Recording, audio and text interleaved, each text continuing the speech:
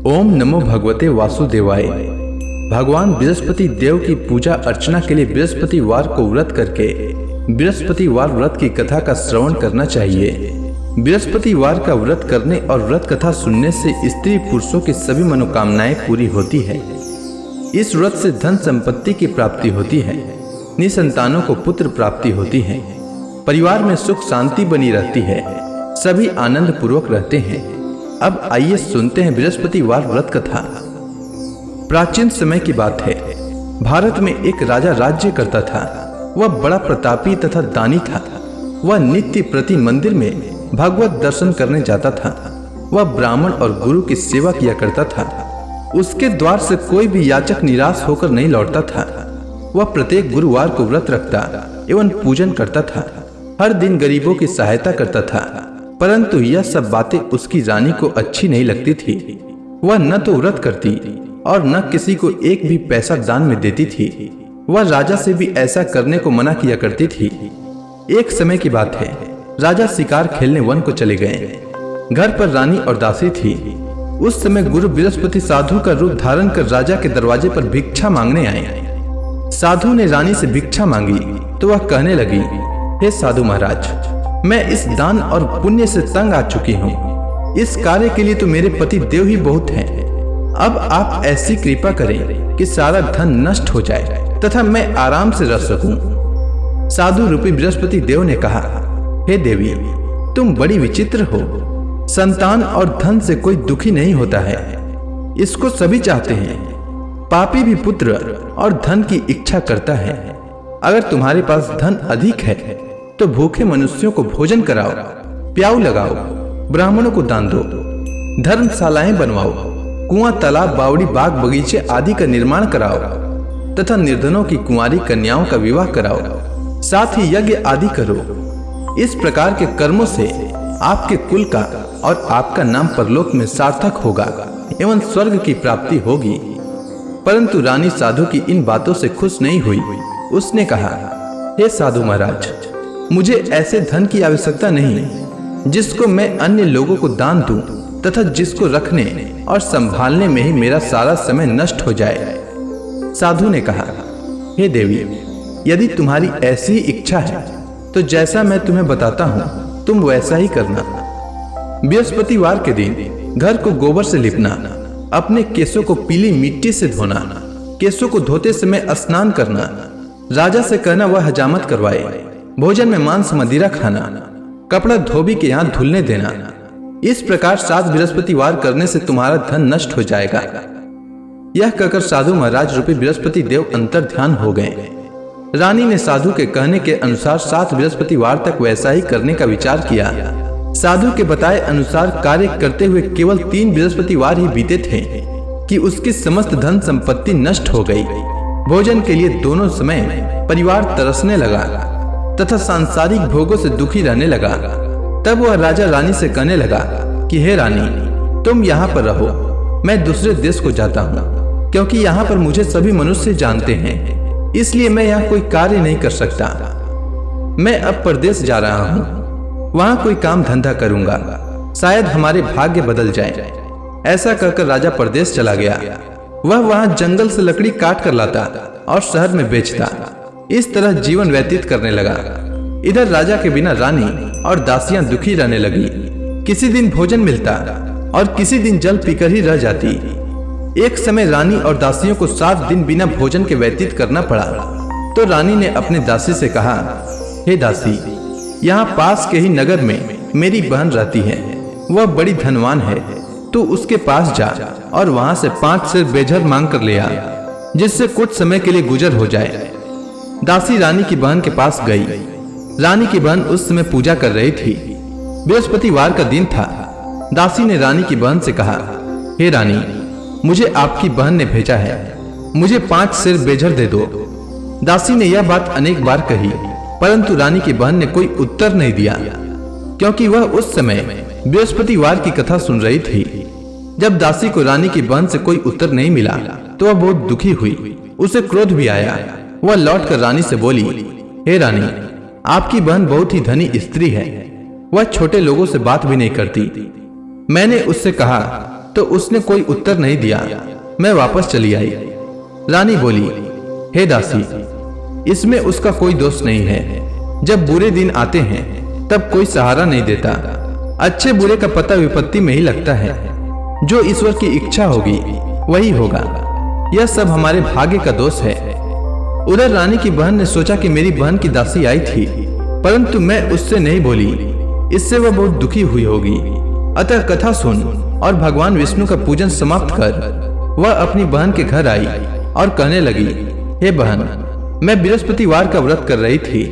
तुम्हारी दासी हमारे घर आई थी, परंतु जब तक कथा होती है तब तक हम लोग न उठते हैं और न बोलते हैं, इसलिए मैं नहीं बोली। कहो दासी क्यों आई थी? रानी बोली, बहन, हमारे घर अनाज नहीं था। वैसे तुमसे कोई बात छिपी नहीं है। इस कारण मैंने दासी को तुम्हारे पास 5 सेर भेजर लेने के लिए भेजा था। रानी की बहन बोली, बहन देखो, बृहस्पति भगवान सबकी मनोकामना पूर्ण करते हैं। देखो, शायद तुम्हारे घर में अनाज रखा हो। यह सुनकर दासी घर के अंदर गई तो वहां उसे एक घड़ा बेझर का भरा मिल गया।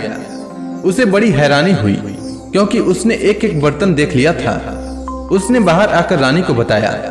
दासी अपनी रानी से कहने लगी, हे रानी, देखो, वैसे हमको जब अन्न नहीं मिलता तो हम रोज ही व्रत करते हैं। अगर इनसे व्रत की विधि और कथा पूछ ली जाए तो उसे हम भी किया करेंगे।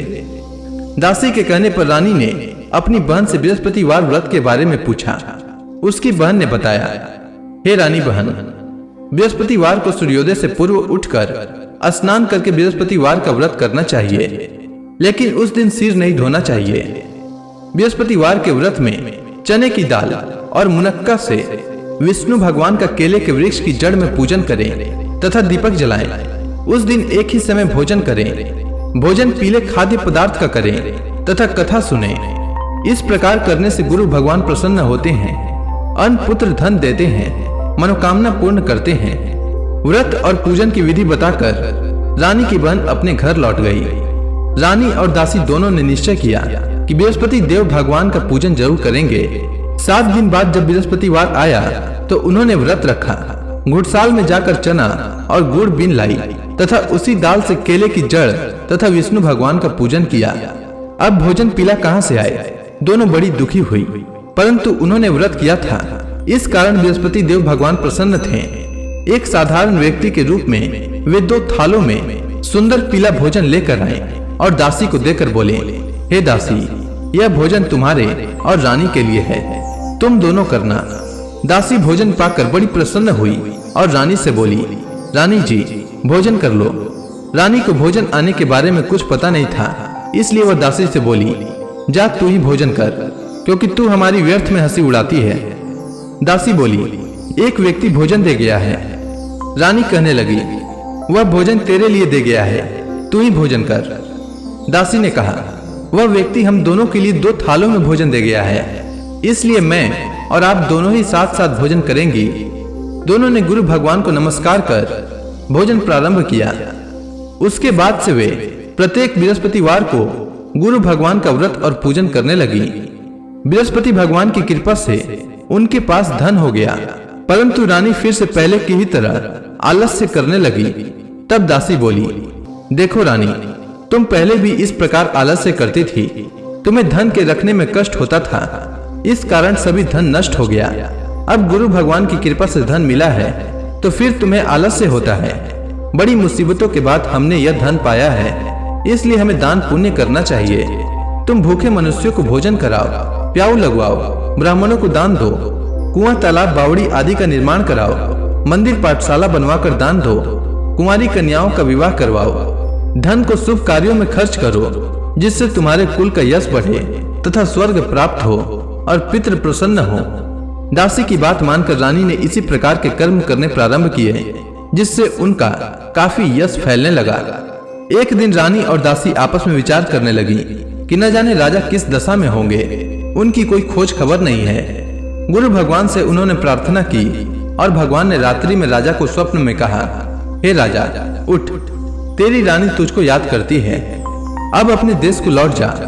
राजा प्रातः काल उठकर जंगल से लकड़ियां काट कर लाने के लिए जंगल की ओर चल पड़ा। जंगल से गुजरते ही वह सोचने लगा, रानी की गलती से उसे कितने दुख भोगने पड़े। राजपाट छोड़कर उसे जंगल में आकर रहना पड़ा। जंगल से लकड़ियां काटकर उन्हें बेचकर गुजारा करना पड़ा। उसी समय उस जंगल में बृहस्पति देव एक साधु का रूप धारण कर आए और राजा के पास आकर बोले, हे लकड़हारे, तुम इस सुनसान जंगल में किस चिंता में बैठे हो, मुझे बतलाओ। यह सुनकर राजा के नेत्रों में जल भर आया और साधु की वंदना कर बोले, हे प्रभु, आप सब कुछ जानने वाले हैं। इतना कहकर राजा ने साधु को अपनी संपूर्ण कहानी सुना दी। महात्मा दयालु होते हैं। वे राजा से बोले, हे राजा, तुम्हारी पत्नी ने बृहस्पति देव के प्रति अपराध किया था, जिसके कारण तुम्हारी यह दशा हुई है। अब तुम किसी प्रकार की चिंता मत करो, भगवान तुम्हें पहले से अधिक धन देंगे। देखो, तुम्हारी पत्नी ने बृहस्पतिवार का व्रत प्रारंभ कर दिया है। अब तुम भी बृहस्पतिवार का व्रत करके चने की दाल व गुड़ जल के लोटे में डालकर केले का पूजन करो, फिर कथा सुनो। भगवान तुम्हारी सब मनोकामनाओं को पूर्ण करेंगे। साधु को प्रसन्न देखकर राजा बोला, हे प्रभु, मुझे लकड़ी बेचकर इतना पैसा भी नहीं बचता जिससे भोजन करने के उपरांत कुछ बचा सकूं। मैंने रात्रि में अपनी रानी को व्याकुल देखा है। मेरे पास कोई साधन नहीं जिससे समाचार जान सकूं। फिर मैं बृहस्पति देव की क्या कहानी सुनूं? मुझको तो कुछ भी मालूम नहीं है। साधु ने कहा, हे राजा, तुम किसी बात की चिंता मत करो। बृहस्पतिवार के दिन तुम रोजाना की तरह लकड़ियां लेकर शहर में जाओ। तुम्हें रोज से 2 गुना धन प्राप्त होगा, जिससे तुम भली भांति भोजन कर लोगे तथा बृहस्पति देव की पूजा का सामान भी आ जाएगा। इसके बाद राजा ने साधु के कहे अनुसार बृहस्पतिवार का व्रत किया। बृहस्पतिवार का व्रत करने से राजा के दिन सुधर गए। इसके बाद वह अपनी रानी के पास गया और फिर दोनों आनंद से जीवन यापन करने लगे। इसलिए सुख समृद्धि की कामना करने वाले मनुष्यों को बृहस्पतिवार का व्रत करना चाहिए और बृहस्पति देव की पूजा करनी चाहिए। साथ ही बृहस्पतिवार व्रत की कथा सुनना चाहिए। तो प्रेम से बोलिए विष्णु भगवान की जय, बृहस्पति देव की जय, समस्त देवी देवताओं की जय।